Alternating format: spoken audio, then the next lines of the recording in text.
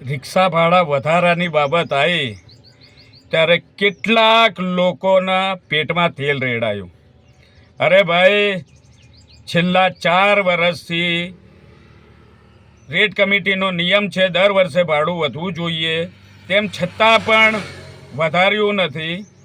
અને જ્યારે પોતપોતાની રીતે આ મોટા મોટા ઉદ્યોગપતિઓ હોય કે કોઈ બી હોય, પેટ્રોલના ભાવ વધારી દેતા હોય, ડીઝલના ભાવ વધે, એલપીજીના ભાવ વધે, આવા અનેકો પ્રકારના ભાવ તરત વધી જતા હોય ને લોકો વસૂલતા હોય. અને આ પબ્લિક, પહેલાં પાણીપુરી કેટલા રૂપિયાની આવતી હતી?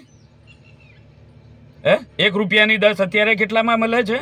મલ્ટીપ્લેક્સમાં થિયેટરમાં પિક્ચર જોવા જશે, કેટલાની ટિકિટ હોય છે? એક પોપકોર્ન કેટલાનો હોય છે? પ્લેનમાં ફરવા જાય છે, કેટલાની ટિકિટ હોય છે?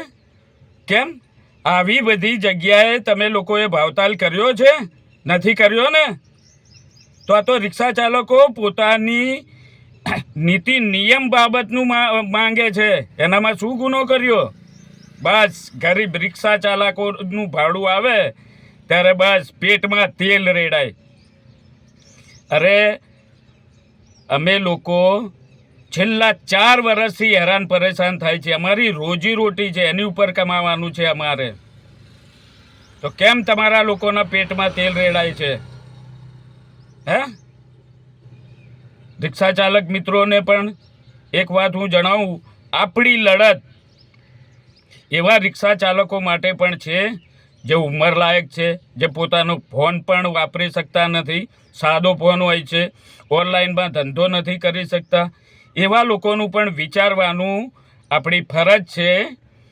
અને અમારી ફરજ એ છે કે અમે એસોસિએશન યુનિયન લઈને બેઠા હોય ને તો અમારી જવાબદારીમાં બને કે અમને તકલીફ ના પડે, ને અમને તકલીફ પડે તો સરકાર વિરુદ્ધ અમે આંદોલન કરીએ.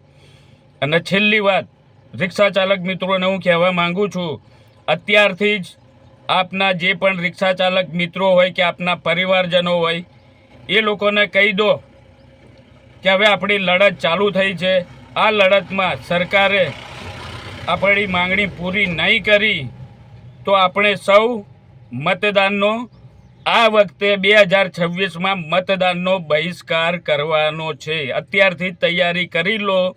દરેક જગ્યાએ રિક્ષા ચાલકોને આ માહિતી આપો, પોતાના પરિવાર સાથે મતદાનનો બહિષ્કાર કરવો છે.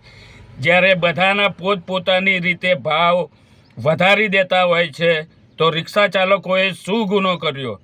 અને અત્યારે ઓનલાઈન તમામ રિક્ષા ચાલકો 100% નથી વાપરતા, પણ જે લોકો ઓનલાઈન નથી વાપરતા એવા વૃદ્ધ લોકોનું આપણે પણ ધ્યાન રાખવું આપણી ફરજમાં આવે છે. એમને પણ નુકસાન થાય છે. એટલે જલ્દીમાં જલ્દી આપ સૌ દરેક રિક્ષા ચાલકો સુધી આપણી વાત પહોંચાડો.